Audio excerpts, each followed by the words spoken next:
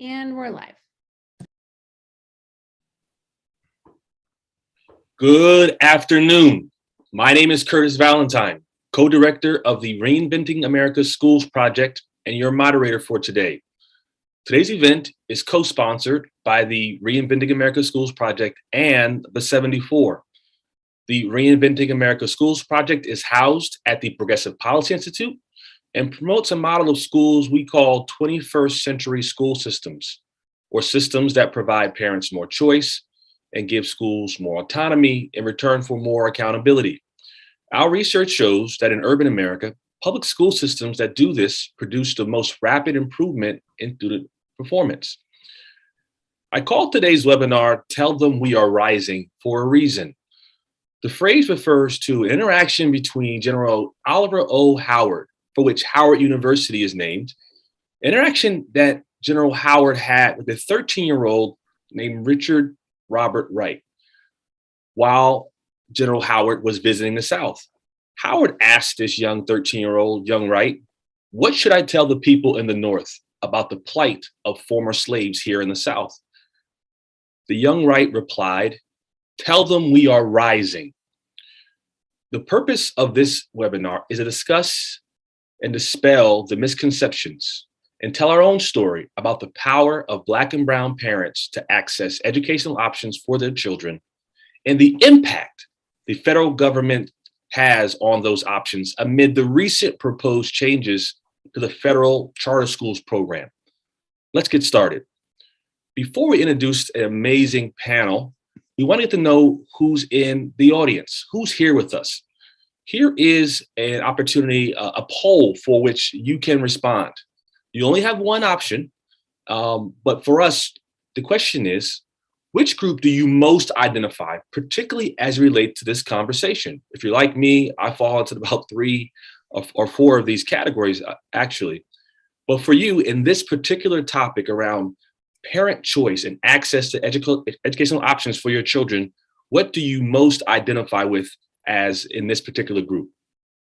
As you're answering that question, I'm going to ask my panelists to introduce themselves.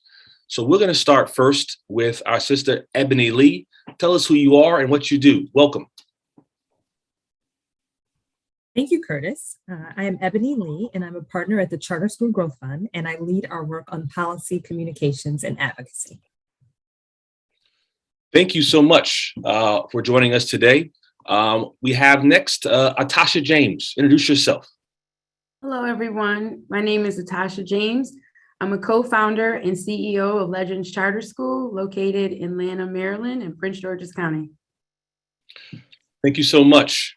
Next up, Dr. Howard Fuller. Introduce yourself. Well, you just introduced me, and I'm a distinguished professor emeritus at Marquette University in Milwaukee, Wisconsin.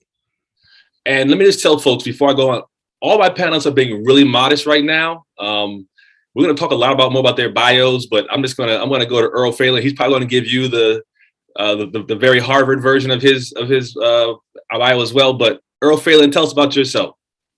Sure. Great to be here with everybody today. My name is Earl Martin Phelan. I serve with a nonprofit called the George and Veronica Phalen Leadership Academies, which helps turn around underperforming schools. And then I'm also the CEO of Kansas City Scholars, which helps young people get to and through college debt-free and into a career that will give their family economic security. Thank you so much again for my amazing panel. What we're going to do now is actually show the results of our survey to find out who is in the audience. 34% of those in the audience are educators. Another 34% are advocates, but we do have a number of parents, journalists, funders, and policymakers in the audience. So glad to see that educators took time out of their day to join us today. Well, let's jump right in. And Howard, I want to come to you first. Before we jump into the topic of parent choice and in 2022, I want to put this into context for those who are listening in. We placed parent choice in the title rather than school choice for a reason. Talk to us about the history of Black parents in America and their power and their fight to make choices on where their children attend school.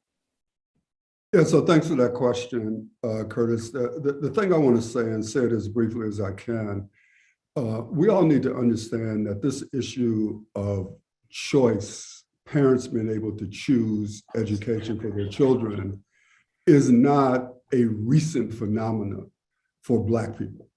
Because if you go back to the time when we came out of slavery, we came out of slavery with the clear understanding that we were liberated, but we were not free.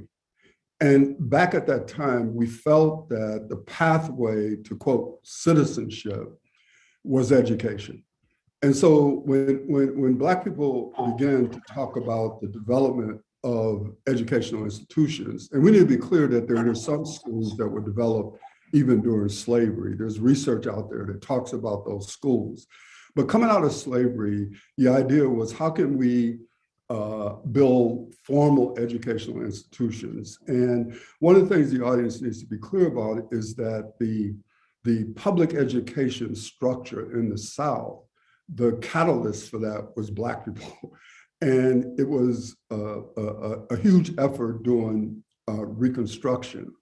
And there's a lot of, again, research out there about the role that we played in the development of, quote, public educational institutions in this country.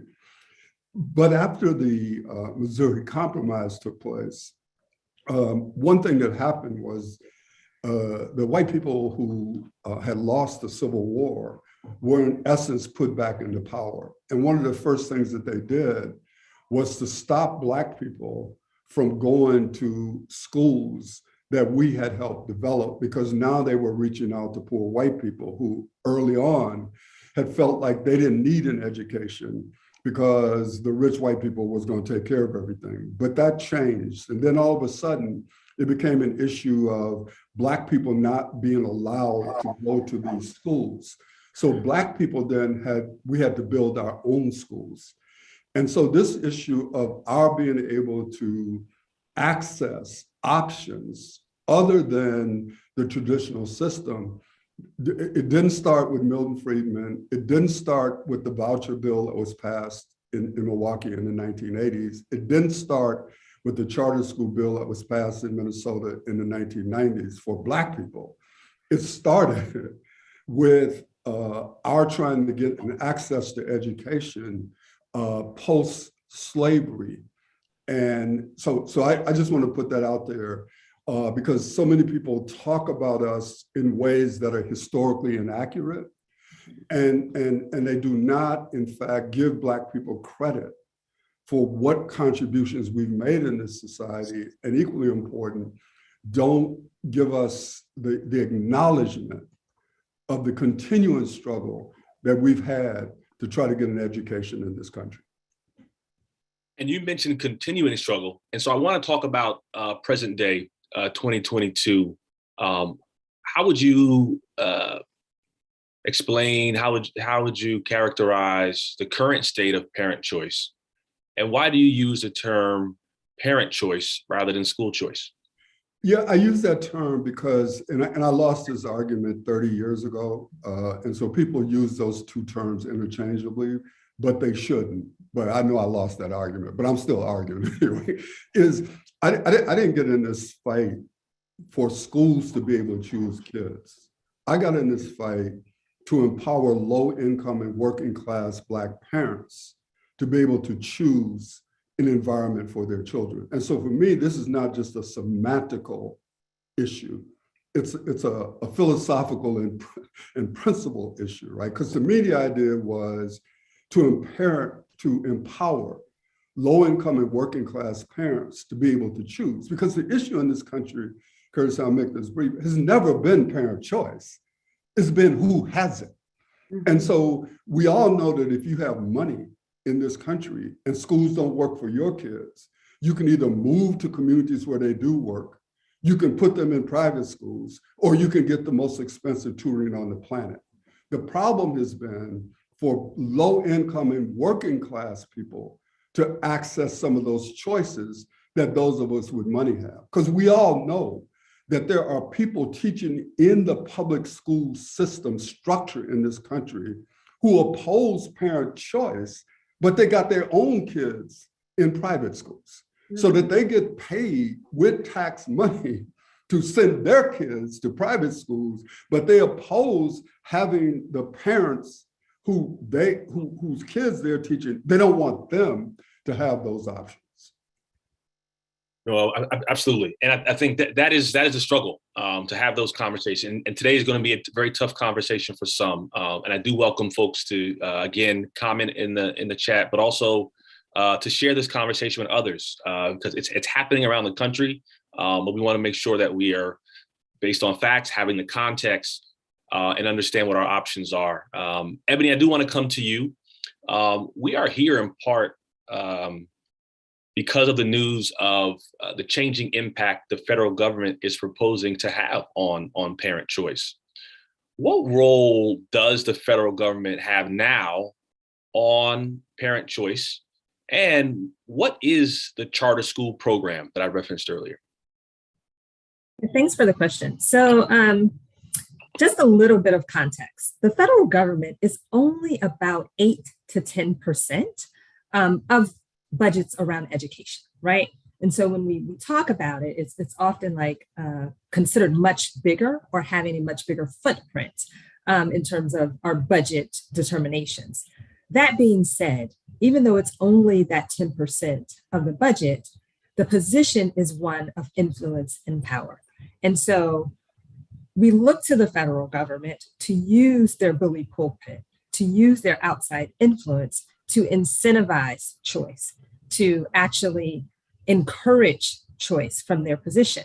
They have a microphone that's bigger than anyone else's. And so through things like competitive federal grant programs, they can incentivize choice for parents. They can make it easier, right? With that, you could also make it harder. And so to your question, Curtis, the Charter Schools program is a program that's been in existence for about 28 years. Recently, in March, a notice of proposed priorities was issued in the Federal Register. And that notice was about 13 pages long, and it outlined a set of new rules and regulations that would govern how this 28-year-old program would be administered moving forward. And we were given a 30-day comment period to respond to the things that were being proposed. The Charter Schools program, and I'm not being hyperbolic when I say, is a lifeline to a lot of new charter schools. It is money for startup, it is money for growth, and it is money for replication. When charters don't have access to the funding that traditional public schools have. Charters are public schools, so these are public dollars, but they don't always have the same funding that our traditional public schools have. So this program, while only $440 million every year, its influence is outsized. And one of every 2 charter schools in America today has had CSP funding. So that's why it's so important and why over 30,000 comments were submitted to the Department of Education responding to these proposed changes that threaten parent choice. We can look over the past 2 years at COVID and the impact that it has had on education to get a real sense for how parents are feeling about the choices that they want to make regarding their children's education. When the world shut down, students weren't allowed to go into the classroom in the way that they had been previously. And many parents got a bird's eye view of what's happening inside of classrooms. And they have made it abundantly clear that they want more say, not less, in how their children are educated. And one of the choices that we know parents are making are for charter schools. Well, these rules, or proposed rules, I should say, would limit that. And that's not what parents are saying they want. So the federal government is in a position to actually aid parent choice. And it's up to them to further that or to limit it. Because right now what they're suggesting is that charter schools would need to gain the approval of a traditional public school as a part of their application process around collaboration. Most charter operators that I know and that I work with from my seat at CSGF are happy to collaborate and have instituted many programs where they work with the traditional public schools, but it's not mandated, right? And so that is what the reaction has been from the charter sector. Let us do this willingly and in with a coalition of the willing in areas and in places where it makes sense, not because the federal government is telling me that I have to do something. The other thing that folks are reacting to is this notion that charter schools can only open in places where the traditional public school is under enrolled. Well, that makes no sense. We've just talked about COVID and the impact that it has had on schools and attendance. Parents have chosen to go different places. And if a parent chooses not to go to the traditional public school, and that causes an enrollment decline because they want a charter school, the parent should have that option. And so charter shouldn't be limited to where they can expand. And then I would say the third thing that people are reacting to in these proposed rules is this notion that charter schools are somehow adding to the segregation problem that we have in America. So I am not going to be a defender of the federal government's, failed efforts over the past 30, 40, 50 years to desegregate schools. But what charter school leaders are doing is creating opportunities in places where people have self-selected to be around their own people, or they've been forced into zip codes or attendance zones that are very homogenous. But when you say to charter schools, because you are culturally affirming or you're seeking to serve a particular population, that you shouldn't exist because it adds to segregation, again, that is a problem because parents choose to have their students in schools that will bolster their cultural affirmation, whether these are Black students, Indigenous people, or even our Latinx students. People should have the right to attend the schools of their choice that are best for their children, and parents are in the best seat to make that decision, not the federal government. And so I think these CSP rules or proposed rules have ignited a flame in people because it seems like the federal government is trying to take away choice from parents and not aid in it. Curtis, I'd like to add on to Ebony in the sense that additionally, the federal government making this proclamation intersects with each state law very different. So according to the National Alliance of Public Charter Schools, who has a national ranking for charter laws by state, how this impacts charter operators in Maryland, who according to this website has the weakest charter law in one of the most affluent neighborhoods for Black and Brown students. This sends the signal that maybe this isn't a good thing and that maybe parents should defer to the traditional public school system.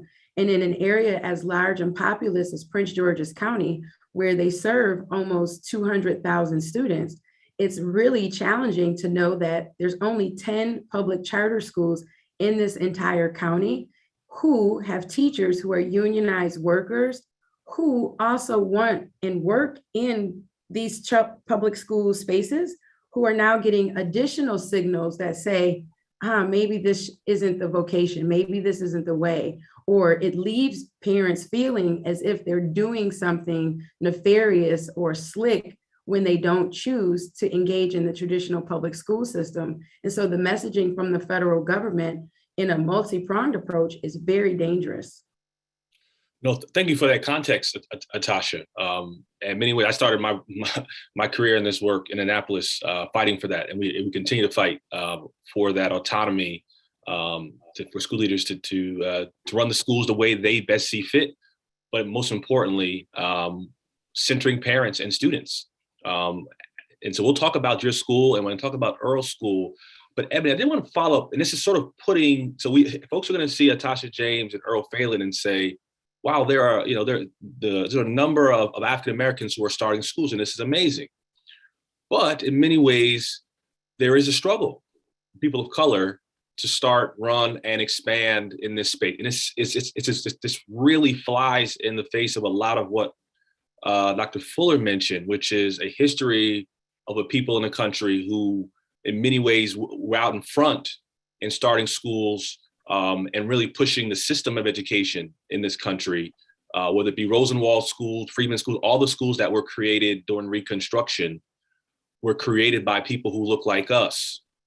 Can you talk a little bit about the percentages and just sort of the state of Black and Brown Americans starting schools? What do the numbers look like? What do the struggles look like? Yeah, that's a great question. And I so appreciated Dr. Fuller just giving us, the historical context, because I do think people forget. So what I will say is, particularly in the charter school movement as it exists today, and in particular in the Charter School Growth Funds portfolio, 60% of our portfolio have schools that are led by people of color. And every day and every year, we see more and more leaders stepping up, wanting to create schools in communities that they are from, right? So this is less about outsiders coming in to support and help low-income Black and Brown children. It is much more about self-determination, right? These are individuals who have decided, I'm from this place and I want to make my mark and I want to help kids that look like me. And so over the past several years, you've seen more and more leaders of color putting schools in places that serve students of color. Thank you. And I do want to come to you, Natasha. And Tasha has her own story about how being a parent really motivated her to start her school. And so I definitely want those to say there is a through line between those who are starting schools and the connections they have to why they started their school and parent choice. But Earl, I want to come to you first. And these proposed changes to the charter school program are most felt by Black and Brown school founders, those who most identify with the lived experience of the students that they're enrolling and the connections that you have in your story you have to the students who walk in and out of your schools every day. And how your students can just see you and can see the personification of the vision you have for your school and for what they can accomplish once they walk into your school building. First, tell us about the Phalen Leadership Academies and give us a feel for the families and the parents that you serve and that those who've chosen to enroll in your school. It's the George and Veronica Phalen Leadership Academies, named after my mom and dad. And really our focus originally was to start fresh start schools, brand new schools in neighborhoods where parents were aching for a choice, where the school down the street had been F-rated school, was out of control socially, emotionally, and was not giving children access to the American dream that you can use education and hard work to create your own future. These schools were doing the exact opposite. And so that's where we originally started. We found in one of the communities we were in, Indianapolis, that there was actually an oversaturation of schools, and that there were a lot of F-rated schools on the Far East Side, which is the toughest part of the city. And so we partnered with IPS, with a local philanthropic organization there, the Mind Trust, and some laws were created to allow us to come into an existing traditional public school and help turn it around. So Phalen Leadership Academies right now is a network of 25 schools in Alabama, Indiana, Ohio, Michigan, Texas, and Washington, DC. We're blessed to serve about 10,000 scholars, grades K to 12. And our focus is going in to serve some of just a small portion of the 5 million children right now in the United States who are going to absolutely abysmal schools. Schools that you wouldn't send your enemy's children to, schools that you certainly wouldn't send your children to, and schools where parents have been limited from choice just because of where they live and because of some other circumstances. And so we try to go into those existing schools and make them places that families will love. And we've been blessed to be able to do that. We've gotten half of our schools already to become A and B rated schools. You feel the love in our schools when you come in. Our scholars feel the culture. As a Black-led organization, you kind of feel the culture of our organization, regardless of what school you sit in. We're able to attract staff, and I believe all people can be great educators, but having diverse staff, having males and females, that's very important for the development of all children, boys and girls, and we're able to do that. And we love our schools, we love our scholars, and our parents, as you said, have a choice whether they want to be there or whether they don't want to be there, and they're choosing to be there because they know how much we love their children, and they know how much we put on the line every day to help their children realize our collective dreams for for them. That's outstanding. Curtis, can I just add on here? Please. You know, Earl is very modest, and I'm Natasha as well as Dr. Fuller. You know, you guys all have schools, but last year we did a research project on Black-led charter schools from the perspective of students, and the influence that these leaders, even on this panel, have for the students that attend their schools is outsized. Like the fact that students are tracking their movements, they are aspiring to be them one day. They see in their leaders who they can be. So the power of having a Black or brown leader at the helm of these organizations cannot be understated in terms of the impact, the affirmation, the love, and the care that these students are receiving that they often aren't receiving in some of the schools they may have attended prior to attending a charter school. They talk about the family atmosphere. They talk about having adults that look like them, caring about them, and not just a number, and being actually interested in who they are as individuals. And so I just don't want that to be lost on, yes, they are creating wonderful organizations, but so much of this work is important because of the individuals you see leading these networks in schools. Thank you. And those, and the impact that parents and students have walking into a school that is run, managed, facilitated by a person of color, someone who looks like them, it's even hard to quantify. But if you look at a lot of the schools that were founded, particularly in Reconstruction, by African Americans, a lot of those students went on to historically Black colleges and went on to work in their communities.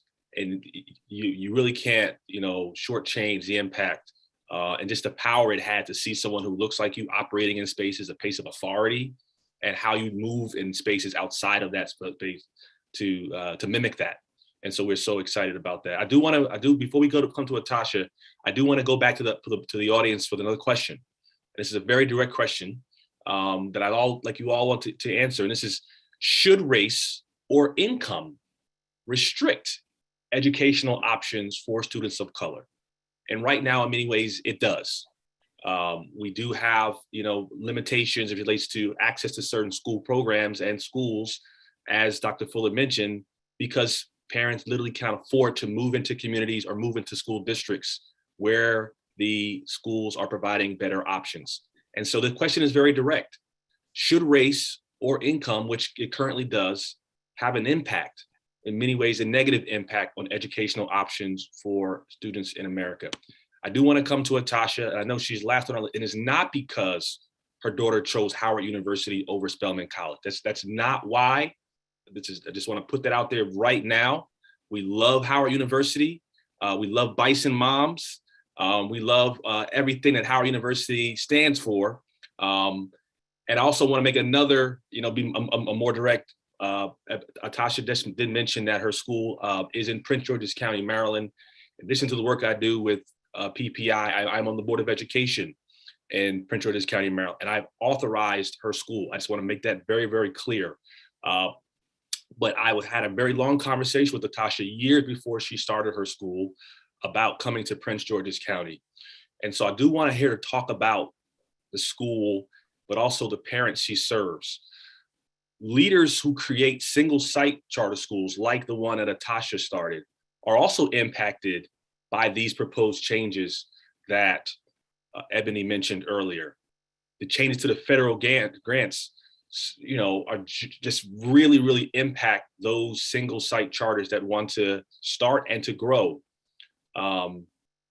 Natasha, why do parents choose Legends over all the other options they have in their school district?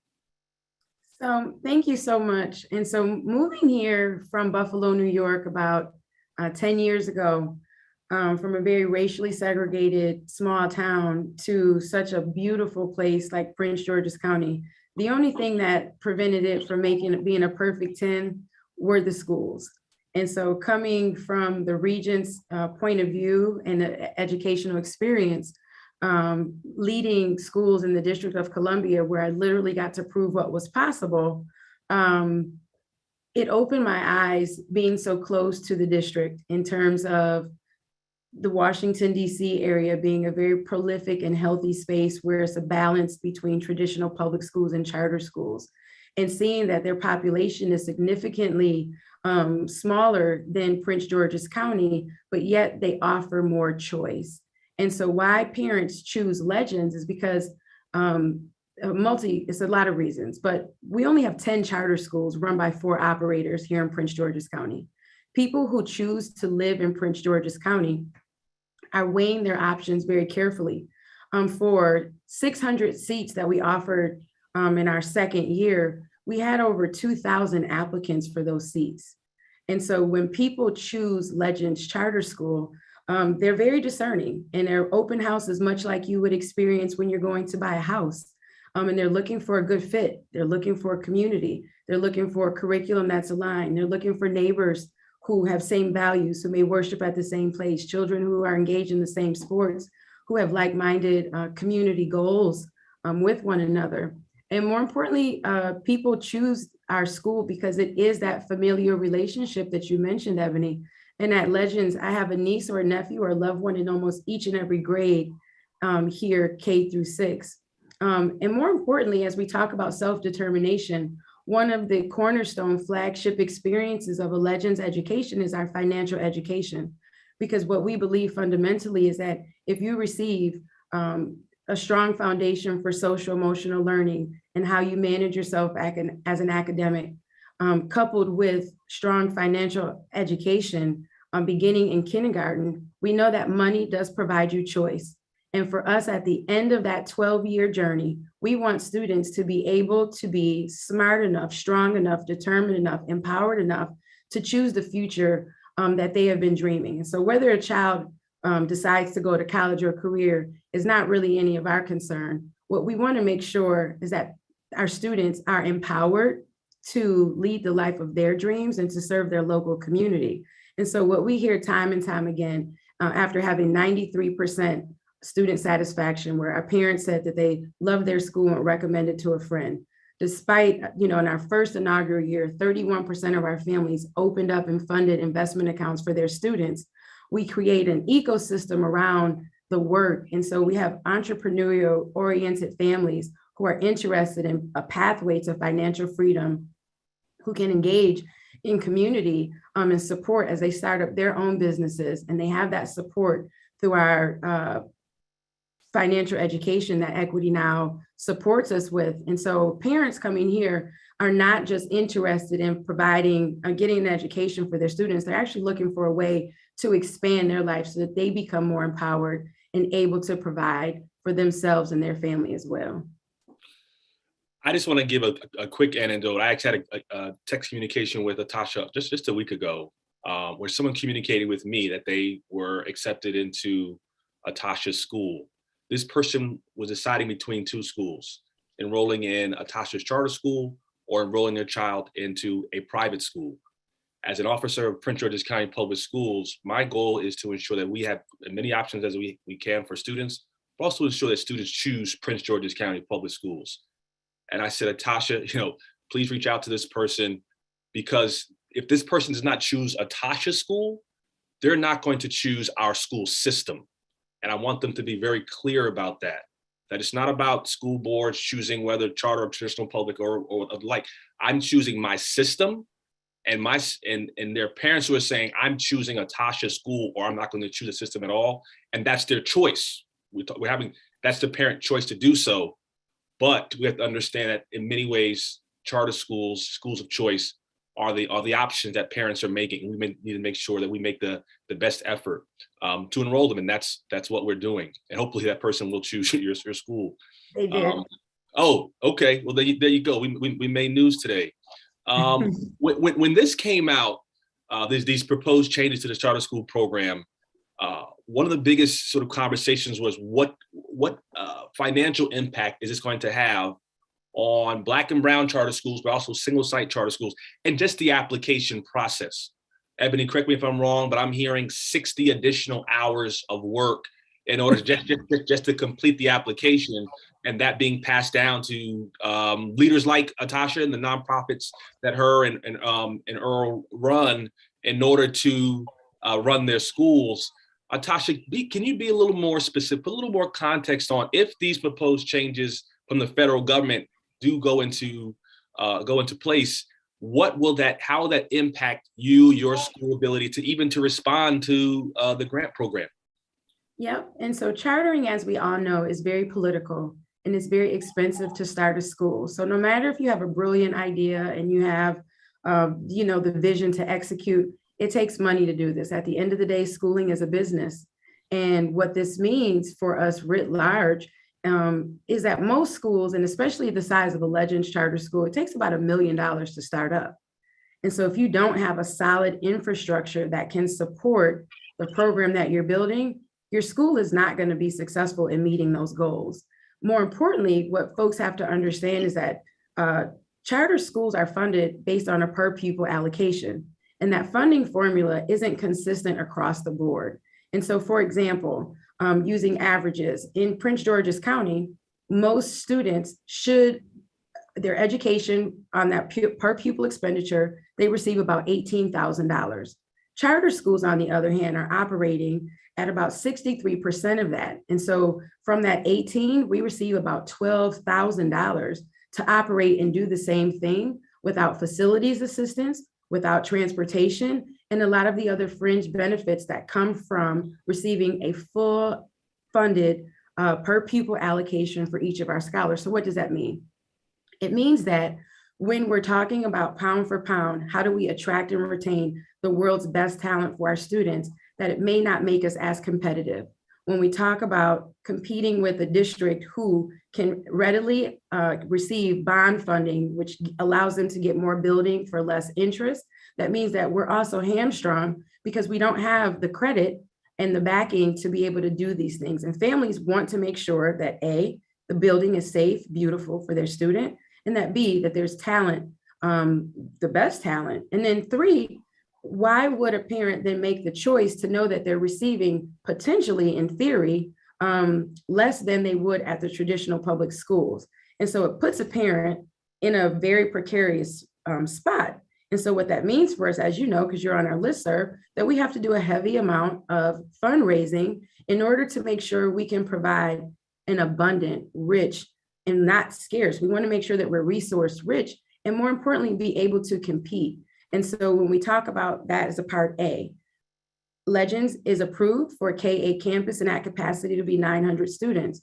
Our curriculum is such that the students will receive advanced placement credits because we have an accelerated program.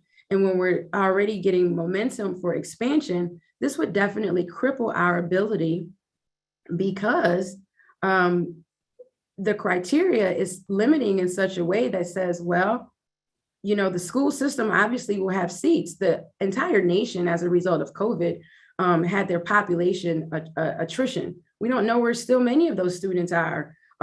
But more importantly, what that says to a parent is you don't get to choose the expanded Legends Charter School, and that opportunity is now taken off of the table.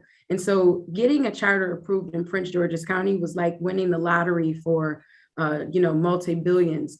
And so not to be able to fulfill our dream and be able to provide a K-12 campus, because we would also need that money for startup, is very disappointing and problematic, just for the whole of all the other charter operators here operating in Maryland under an already very stressful authorization operator relationship.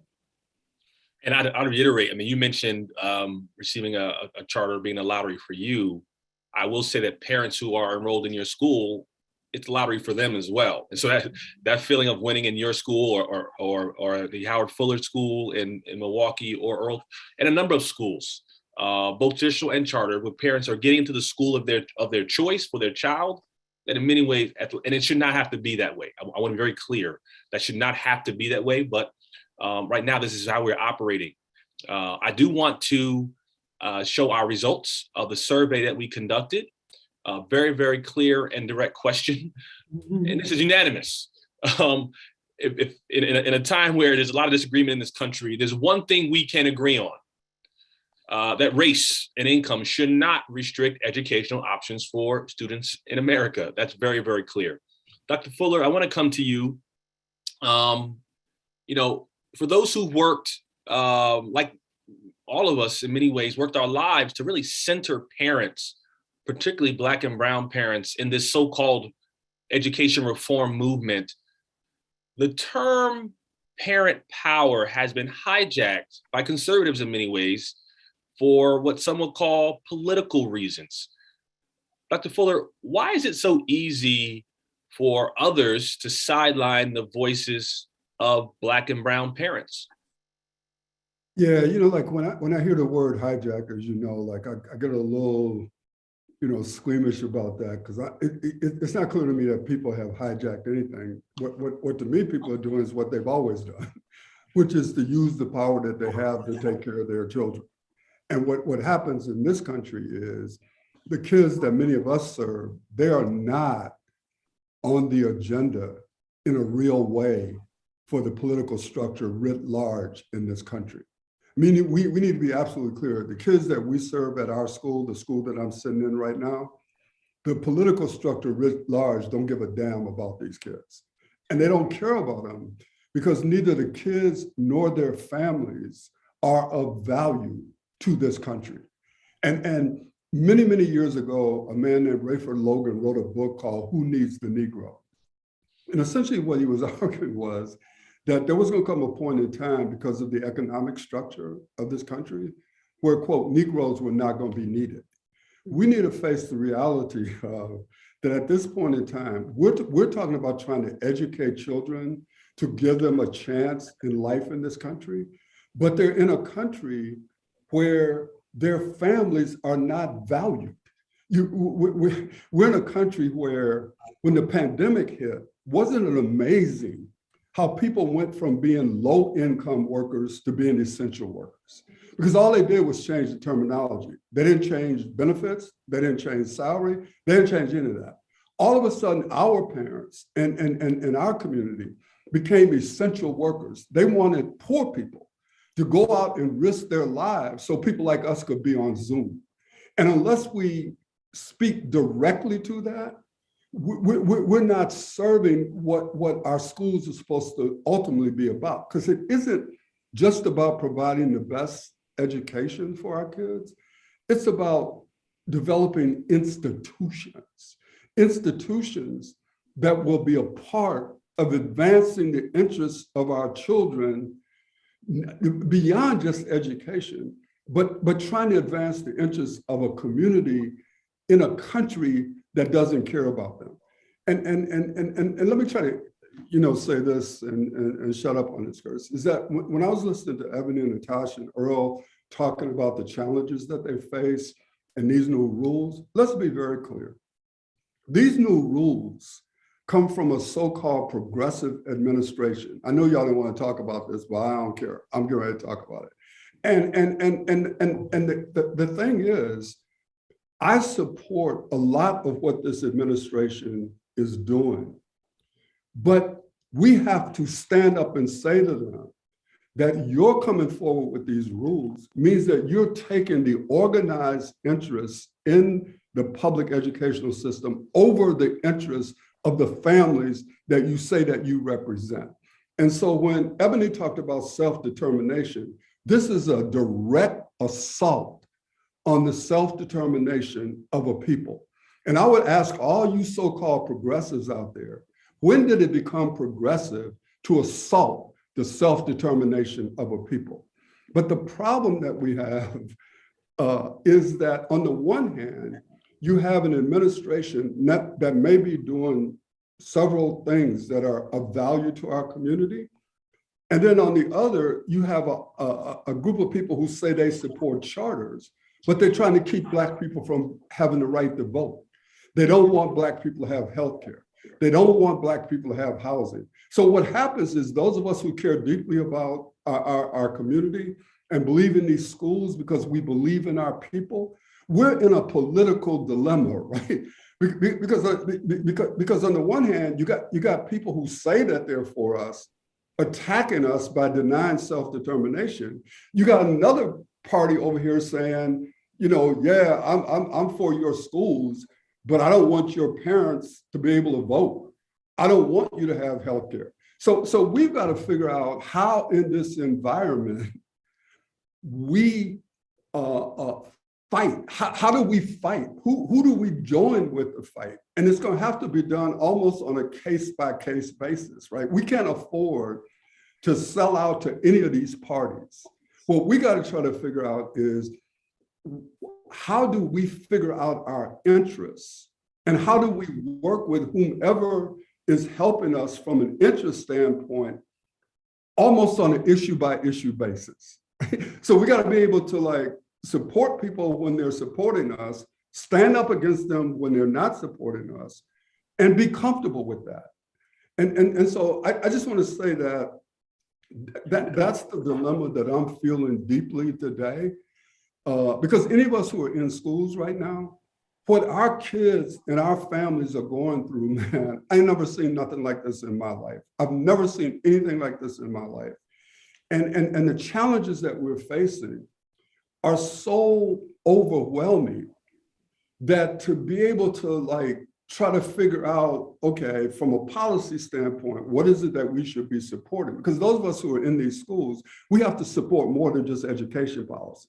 We have to look at all the other policies that impact the families of the children who are coming to us, and trying to figure out how to negotiate, how to oppose the administration on these things, support them on others, and then don't be with people who are attacking the administration on the very things that our families need. So I know that wasn't exactly what you asked me, but I had to get it in while I had a chance. Can I say something to that point, Dr. Fuller, when you talk about the assault and you brought in the political party? So I'm just going to push it even a little further in the sense that I'm an Afro-Puerto Rican woman, and Secretary Cardona is also Puerto Rican. When we think about the political injustice that is happening on the island writ large and his position of power, I think it's very interesting that when we think about John King, when we think about Arnie Duncan, and even Betsy DeVos, all of them typically, and they did what they could do to advance choice. I think it's appalling that we have this leader with this ethnicity making these decisions and co-signing behind that.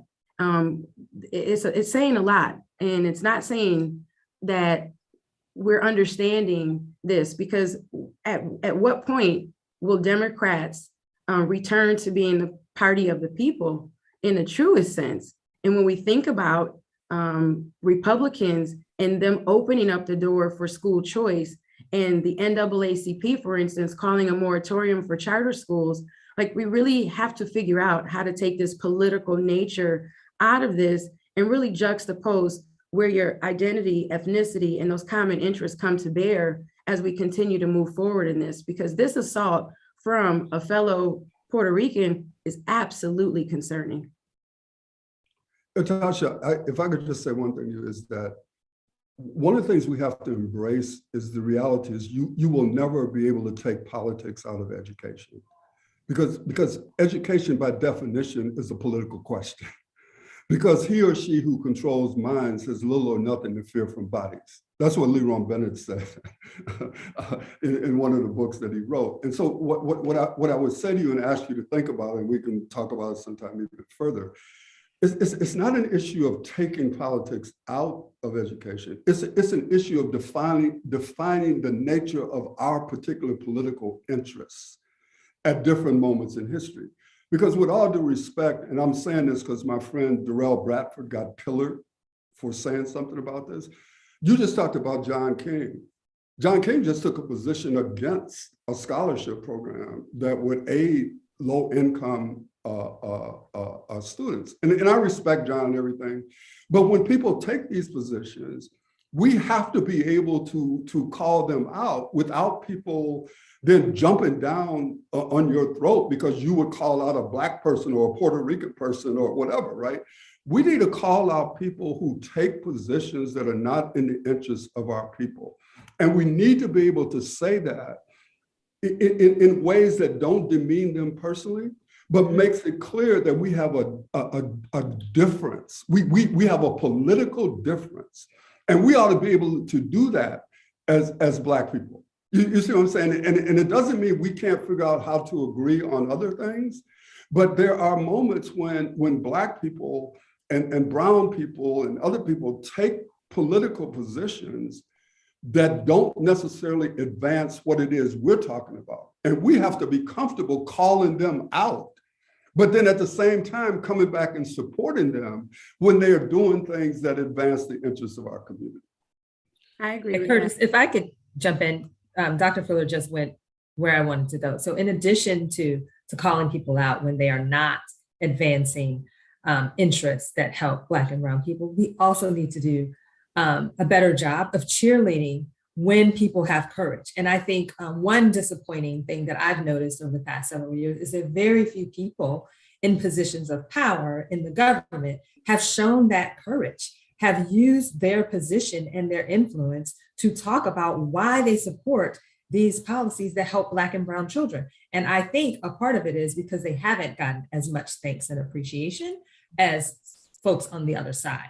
But that being said, a part of why so many policy advances have been made is because we've had champions. We've had people who were unapologetic and who were unafraid to stand for what they believed in. And we didn't demonize them because they had a different policy decision and say, we're canceling them or something like that, but we would have debates on the merits. So I completely agree with Dr. Fuller that we have to be more nuanced and more sophisticated in how we're addressing these things, but we also need our leaders to lead. I saw something on there. I saw somebody in the chat, I think it was Mark Lerner or somebody put in there that Black people vote Democrats. And I don't want to leave that as without speaking to that. The question will be why.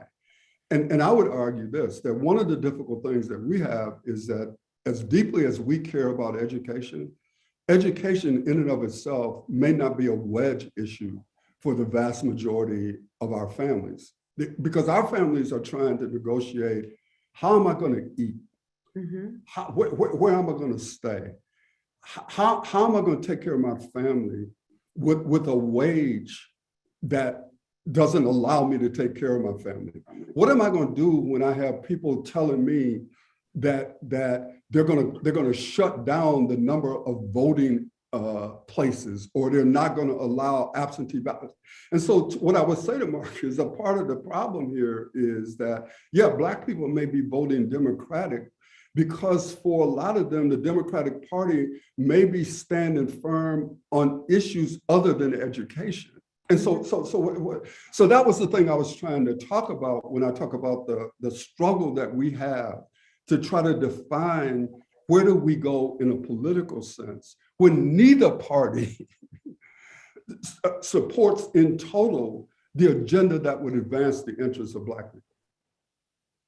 One of the first things I was told when I joined the school board was, remember this, Curtis, permanent interest, not permanent friends. Permanent interest. And that's not unique to African Americans or Latinos in politics. That's what every other group is doing. Every other group is saying, these are my interests. And whether I'm willing to go wherever and to work with whoever that it takes in order to get that done and be consistent with that.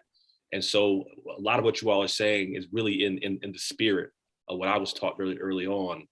In the last 7 minutes we have, I do want to talk about the right now and the tomorrow. In many ways, this fight for parents to choose where their children go to school, again, from the beginning of our discussion, dates back hundreds of years, particularly for people who look like us. And for those who would say, Curtis, if I was alive back then, this is what I would be doing. Or if I was, I'd be sitting in. I would be, if we have these historians who like to romanticize the past, not understanding that a lot of what our ancestors fought for, we are fighting for again. And so this quote I saw, it says, if you've ever wondered what you'd be doing during slavery, during the Holocaust, or the Civil Rights Movement, you're doing it right now. Oh, I would have been Harriet. I would have been with Harriet. Well, they're Harriets right now trying to get children free and need your help. Well, to the right moment, I would have been sitting right there at the lunch counter at Woolworths, I would have right there with students from North Carolina A&T. There's a seat waiting for you right now, and it's waiting for you. So all of you, and I want to start with you, Earl, and this is be our last question we're gonna end with. Make your case for why people who are listening in now should care about parent choice and why they should put their time into working on this as opposed to working on all the other things that we are addressing now in our community. Well, I think others have articulated why parent choice matters. And the only two things I'd add is, one is we live in a country that prides itself on capitalism and competition as being one of the things that makes us a great nation. But when it comes to schooling and to parent choice, we seem to want to squash that. I think the second observation, when I hear people who are against parental choice, it really takes me back to 1850s and the fugitive slave laws. And for those of you who don't know what the fugitive slave laws are, it's if somebody escaped from the South or another slave state to the North, the Northerners were required under this law to give back those slaves to the Southern states. And that's the type of mentality that I see and hear as it relates to, wait a second, parents are going to a failing school that's dysfunctional. The teachers are not bringing love and passion to our students. Our students are not learning what they'll need to have a better life. But if they want to leave that school, that's an atrocity. And we need to find a way to fight independent schools, parental choice, and send them back to the district. And I think that's abhorrent. Natasha, why should people care about parent choice now? So choice is a cornerstone of our democracy at its core. And parents, whether you're interested in school choice or whatever that might be, what you need to consider is the larger ramifications. To what end will the government go to make it so that you are under their thumb? And similar to other laws that have been passed, like Roe versus Wade, we're watching them chip at the fundamental right that you have as a citizen of the United States of America. And as a mom of two who decided how my children will be raised in the environment, I'm unwilling and will be unapologetic in fighting to make sure that my rights as a mom aren't tethered at all. And so anyone who's listening to this needs to think about this, in my opinion, much more outside of the singular case of education. But what do we do to put those who are trying to earn our vote on notice to say, stop, this is too much? And so this is where we are right now. Ebony, why should folks get involved in this at all? Yeah, thanks for that question. You know, I really struggle with why we have to have this conversation. Choice is prevalent in almost every other area of our lives. We choose what doctor we go to. We choose what car we drive. We choose what groceries we have in our homes. We choose which colleges we go to. We choose whether our students go to a babysitter or a childcare center. Why is this so controversial that you get to choose the education for your child in K-12? So I flip that question back to you. Why shouldn't it be a parent's choice when we have it in almost every other area of our life? Dr. Fuller, we'll give you the last word. Make the case. Make the case why someone should care about parent choice right now. Yeah, I just want to build on something that Earl said for my answer. And this I learned this when I read a book called Force and Freedom by Callie Jackson. Because Earl, you made the point that during the fugitive slave law, when slaves escaped, the slave owners could come get them. What we need to know is that there were Black people who set up safe houses so that, in fact, when the slaves escaped, they gave them a safe place to be. And there was a battle one time in Philadelphia where Black people killed a slave owner who came to try to get a slave back.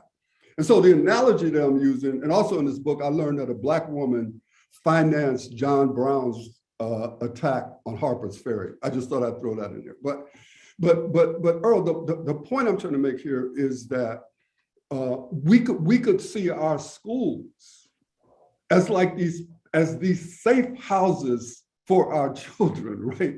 And that they're escaping from something that does not work for them, and we're not going to give them back. We're not going to give them back. That we're going to give them refuge and love and care and educate them.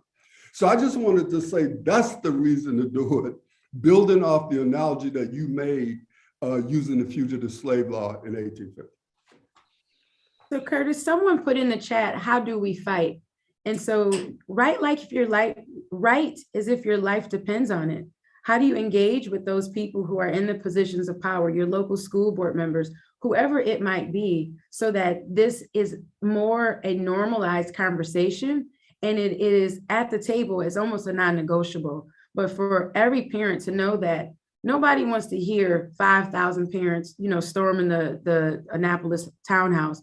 But when we don't organize and we don't show that this is a matter of importance, then they believe that they can do whatever they want without consequence. That's a great place to stop this conversation. I want to thank my panelists for an amazing conversation.